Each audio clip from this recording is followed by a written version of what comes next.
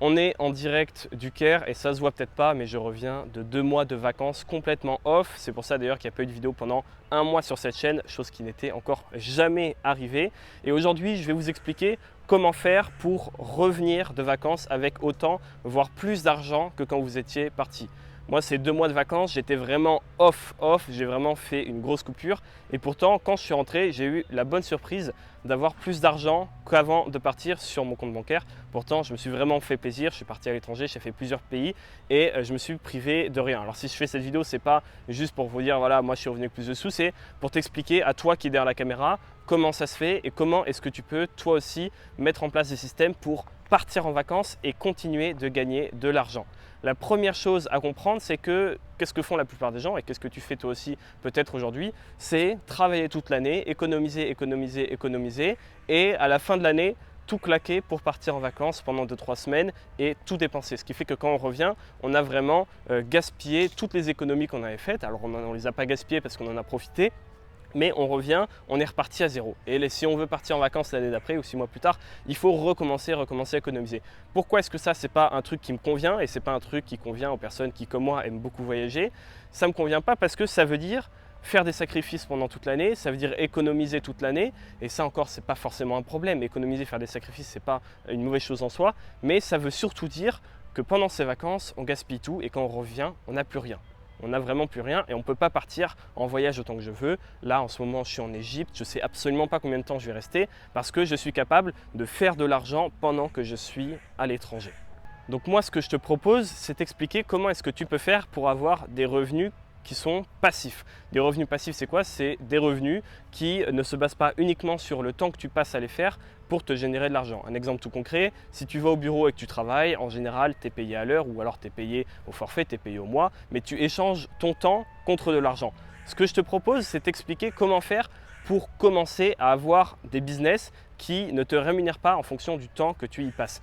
Pourquoi je suis revenu avec plus d'argent que je suis parti? Parce que j'ai gagné de l'argent, j'ai des business qui ont gagné de l'argent pendant que je n'étais pas là, bien que je ne les ai absolument pas touchés et que j'ai absolument pas travaillé dessus. Comment c'est possible?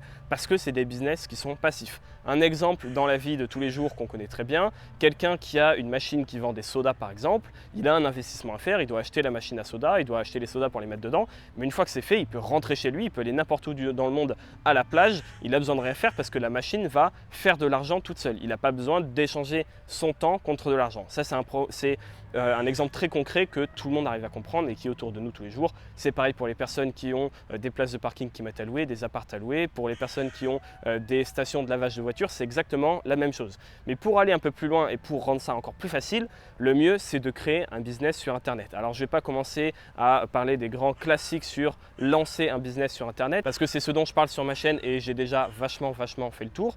Mais je vais te donner 3 étapes très simples pour que tu puisses commencer, toi, juste après cette vidéo, à construire les pierres d'un futur business qui serait passif. Et il n'y a pas besoin de faire quelque chose de très compliqué. Je ne vais pas non plus t'apprendre dès demain à avoir un business à 10 000 € par mois. Moi, mon tout premier business qui me rapportait de l'argent sur Internet, il me rapporte encore de l'argent aujourd'hui tous les mois. Je ne l'ai pas touché depuis plus d'1 an aujourd'hui et tous les mois, il me rapporte encore quelques centaines d'euros. Alors, c'est loin d'être une grosse partie de mon chiffre d'affaires, mais c'est ce par quoi j'ai commencé et il faut commencer petit. C'est un plan d'action très simple en 3 étapes que je t'invite à faire. Et la première étape, c'est de trouver une thématique que tu aimes bien, une thématique dans laquelle tu as des compétences. C'est vraiment hyper simple. Si tu es fan de golf, pars sur le golf. Si tu es fan de cuisine et que tu sais très bien cuisiner, pars sur la cuisine. Il y a des thématiques qui vont te rapporter plus d'argent que d'autres. Par exemple, le golf, il y a beaucoup de riches, donc potentiellement, ce sera plus facile de vendre des choses chères. Mais la cuisine, ok, les gens qui vont investir derrière dans ton business vont peut-être investir moins parce que la cuisine, ça intéresse monsieur, madame, tout le monde qui ont peut-être moins d'argent. Mais de notre côté, il y a plus de gens qui sont intéressés. Donc on s'en fiche vraiment de la thématique. Prends quelque chose qui t'intéresse, peut-être une passion. Prends quelque chose dans lequel tu as peut-être déjà des compétences. Peut-être que tu es bilingue en moldave et personne ne parle moldave. Peut-être que tu sais faire un sport particulier. Peut-être que tu es champion de ta région d'une danse particulière. Prends quelque chose qui est une passion. Prends quelque chose dans lequel tu as peut-être des compétences. Si tu n'as pas de compétences, trouve ta passion et développe tes compétences là-dedans.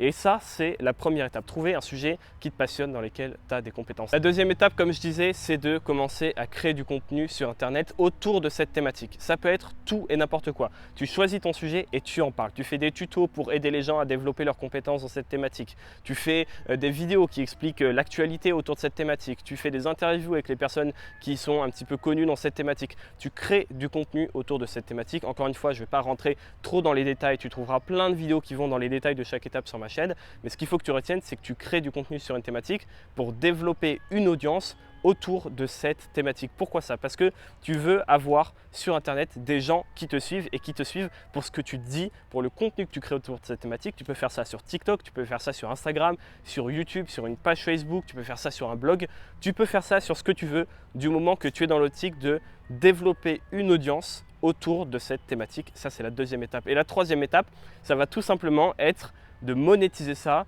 d'une quelconque manière. Ça peut être tout simplement dans ton contenu de parler de ton guide PDF qui peuvent acheter 10 €, de parler de ton livre que tu as auto-publié, de parler d'une formation en ligne que tu vends, de parler d'un séminaire que tu organises en réel une fois par mois, de faire de l'affiliation, donc tu renvoies vers des liens de produits sur Amazon et quand les gens achètent, tu touches une commission. Tu peux parler de n'importe quel produit, de n'importe qui, faire du merchandising.